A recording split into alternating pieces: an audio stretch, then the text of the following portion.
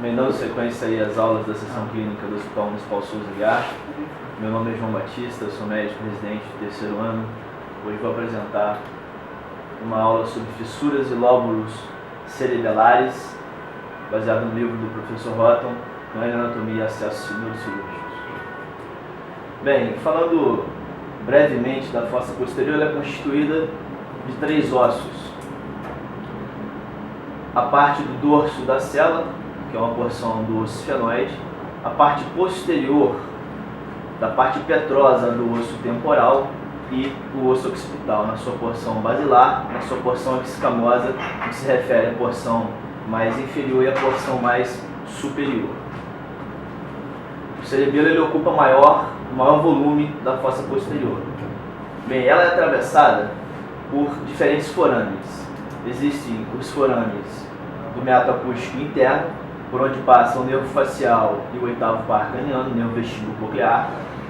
O forame jugular, por onde passa o glosso faríngeo, o vago e o nervo acessório. E o forame do hipoglosso, um pouco mais abaixo, por onde passa o nervo hipoglosso. Bem, o cerebelo ele é dividido em 3 superfícies. A superfície tentorial, que enfrenta a superfície inferior do tentório, e ela tem o molde do tentório. A superfície suboccipital, essa é uma fotografia que a gente está mais acostumado a ver, está abaixo do seio lateral e medial ao seio sigmoide, e a superfície petrosa, que enfrenta a parte posterior do osso petroso do temporal. Bem, falando da superfície tentorial, ela é uma superfície, como eu disse, que enfrenta a superfície inferior do tentório. Ela está, o verme cerebelar e a parte hemisférica da superfície, não existe uma demarcação tão nítida, não existe um sulco tão nítido que delimite a porção hemisférica da porção vermiana dessa superfície. Ela apresenta uma incisura anterior, onde encaixa o tronco cerebral, e uma incisura posterior, onde contém a foice do cerebelo. Ela apresenta uma borda anterior, que é onde eu estou apontando, e uma borda posterior. Nessa borda anterior nós temos uma porção anteromedial, que é representada pela incisura anterior, e uma porção anterolateral.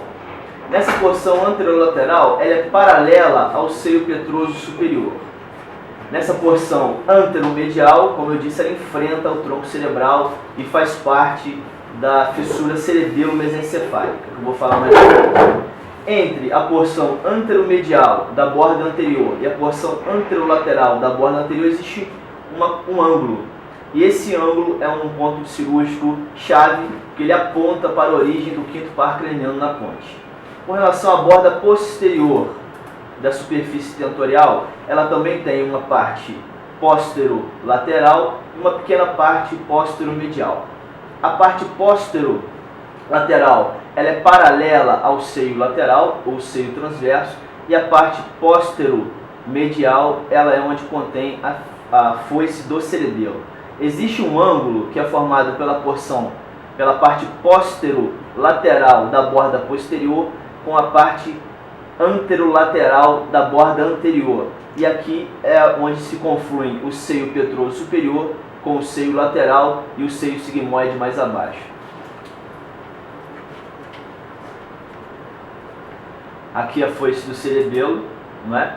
Então, abaixo da foice da tenda do cerebelo está a superfície tentorial. A gente observa que a tenda do cerebelo não é uma estrutura avascular, ela apresenta seios, e os seios são os seios tentoriais laterais e os seios tentoriais mediais. Os seios tentoriais laterais eles drenam as veias da superfície basal do lobo occipital e do lobo temporal, e o seio tentorial medial drena a superfície tentorial, as veias da superfície tentorial do cerebelo. Então, a superfície tentorial, como eu disse, ela não tem uma fissura que demarca com precisão a transição hemisférica para a parte vermiana. Na parte hemisférica nós temos o lobo quadrangular, que é dividido do lobo simples pela fissura primária e uma fissura pós-clival que divide o lobo simples do lobo semilunar superior. Na parte vermiana nós temos o culmen, o declive e o fólio. A gente já observa que o lobo quadrangular tem relação com o culmen, o lobo simples tem relação com o declive e o lobo semilunar superior tem relação com o fólio. Existe uma fissura, que é a fissura mais importante dessa superfície, que é a fissura primária, também chamada de fissura tentorial, e divide a superfície tentorial em uma parte anterior, representada pelo lóbulo quadrangular, e uma parte posterior, representada pelo lóbulo simples e pelo lóbulo semilunar superior. A parte vermiana da superfície tentorial, ela tem íntima relação com o seio reto. Bem, superfície suboccipital. A superfície suboccipital ela é via de acesso para lesões no quarto ventrículo e lesões no hemisfério cerebral. Ela está contida entre o seio lateral e o seio sigmoide. Ela apresenta uma incisura profunda. A gente observa que a transição do hemisfério cerebelar para a porção vermiana do cerebelo, existe um sulco que delimita muito bem essa transição, chamada de fissura vermo-hemisférica. A gente já observa que existe uma parte do vermes que é mais visível dentro dessa incisura. Essa é a incisura posterior. O sulco que divide a porção hemisférica da porção vermiana é a fissura vermo-hemisférica. Mas dentro da incisura posterior existe uma porção do vermes que é mais nítida e tem a forma de diamante. Vou falar um pouco mais à frente. Bem, a incisura posterior ela é contínua com um sulco que está entre as duas amígdalas, entre as duas tonsilas, chamado de valécula, que leva ao fonema de Magendie, que é a comunicação da cisterna magna com o quarto ventrículo. Então, essa porção mais nítida, mais visível, dentro da incisura posterior, que tem a forma de diamante, tem como a parte superior uma estrutura que tem a forma de pirâmide, chamada de pirâmide, e uma parte inferior, que é a úvula, que mimetiza a situação ocorrida na orofaringe. Então, nós temos a úvula e as duas tonsilas. Na parte superior, formando o ápex da porção vermiana da superfície suboccipital, nós temos o fólio e o túber. A gente já observa que tanto as estruturas vermianas como as estruturas hemisféricas, elas se sobrepõem e fazem parte de mais de uma superfície. O nódulo, ele é uma estrutura mais inferior do verme cerebelar, ele está escondido atrás da úvula e também faz parte da porção vermiana da superfície suboccipital. O nódulo, ele é um componente do teto, da porção inferior do teto do quarto ventrículo, no que se refere à linha média, já que nas porções laterais, a porção inferior do teto do quarto ventrículo é representada pelo véu medular inferior e pela tela coroideia. Vou falar um pouco mais à frente. Então, na superfície suboccipital, nós temos uma fissura que divide o lóbulo semilunar superior do lóbulo semilunar inferior, que é a fissura horizontal ou fissura petrosa, e essa fissura ela origina-se na superfície petrosa do cerebelo, e ela é contínua na superfície suboccipital. Então nós temos lóbulo semilunar inferior, lóbulo biventre. Entre o lóbulo semilunar superior e o lóbulo biventre, nós temos a fissura pré-biventral. E entre o lóbulo biventre e a tonsila, nós temos a fissura biventrotonsilar. Essa é a porção hemisférica da superfície suboccipital do cerebelo. No que se refere ao vermes, nós temos o fólio, o túber, a pirâmide e a úvula, como eu disse anteriormente. Existe uma fissura, a maior fissura da superfície suboccipital, que é formada pela fissura pré-biventral e pela fissura pré-piramidal, que é a fissura suboccipital, e divide a superfície suboccipital do cerebelo em uma parte superior e uma parte inferior. A tonsila, só voltar um pouco aqui. A tonsila cerebelar, ela é uma estrutura que é o principal obstáculo ao quarto ventrículo. Ela apresenta todas as suas bordas livres, com exceção do seu polo superior, no qual existe um feixe de substância branca que liga a tonsila ao restante do cerebelo. E aí esse feixe de substância branca é chamado de pedúnculo tonsilar. O restante da amígdala são bordas livres, não são bordas contínuas com os outros hemisférios.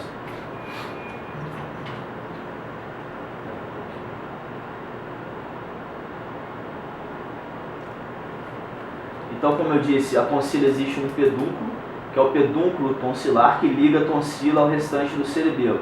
Esse é o polo rostral e essa é a superfície lateral. Essa é uma amígdala, uma tonsila esquerda. Essa é a visão da superfície posterior da amígdala. Essa superfície enfrenta a cisterna magna, na sua porção inferior. Essa aqui é o pedúnculo tonsilar no polo superior, no polo rostral. Então, a tonsila, existem relações importantes envolvendo a tonsila. A sua porção superior, no que se refere ao aspecto ventral do polo superior da tonsila, ela tem relação com a úvula, com o véu medular inferior e com a tela coroideia. A sua porção medial, ela enfrenta a outra tonsila e tem relação íntima com o forame de Magendie. E na sua porção do polo inferior, ela enfrenta a cisterna magna. Na sua porção lateral, ela é escondida pelo lóbulo biventro. Então a gente tirou as duas tonsilas. O que observa-se é a porção superior da tonsila tendo relação íntima com o véu medular inferior e com a tela coroideia. Aqui é a parte inferior do teto do quarto ventrículo, que é o forame de Magendie. Aqui a parte inferior do teto do quarto ventrículo. O véu medular inferior, ele faz a ligação do nódulo que está escondido atrás da úvula com o flóculo. E a esse conjunto, esse complexo chamado de lóbulo flóculo nodular. A gente observa que a tela coroideia se liga ao véu medular inferior e se liga a esta superfície chamada de tênia, da parte posterior do tronco cerebral. A gente observa que a fissura, o sulco mediano posterior se afasta, porque os tubérculos do núcleo grácil direito e esquerdo se afastam. Então o sulco mediano posterior se afasta, formando essa estrutura, essa fenda triangular, que é chamada de óbex.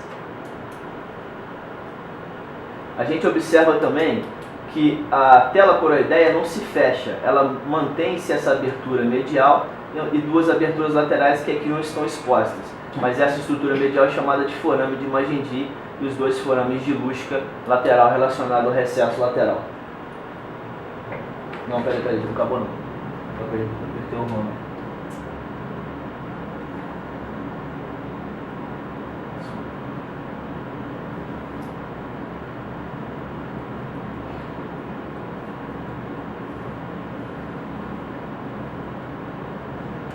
Aqui foi, então continuando na sequência, aqui foi retirado a tela coroideia na junção telovelar, véu medular inferior, e a tela coroideia foi retirada. Essa é a junção telovelar expondo o quarto ventrículo.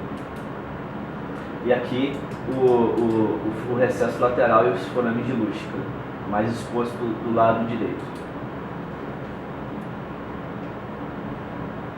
Bem, com relação à superfície tentorial do cerebelo, como eu disse, ela enfrenta a parte posterior do osso petroso do temporal.